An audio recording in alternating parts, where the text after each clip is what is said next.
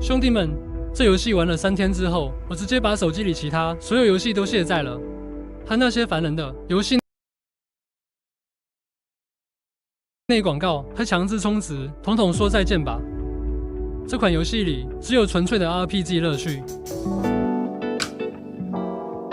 如果想变强，就看起来应该没多少钱吧500万啊，5000吧。对，我们算错了，难怪这里这么高。对啊，这种前进后退的这种，是不是有？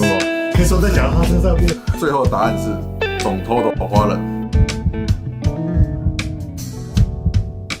嗨，大家好，我是老板娘。今天是2025年的最后一天，然后我现在的位置呢是在 MAD 的摄影。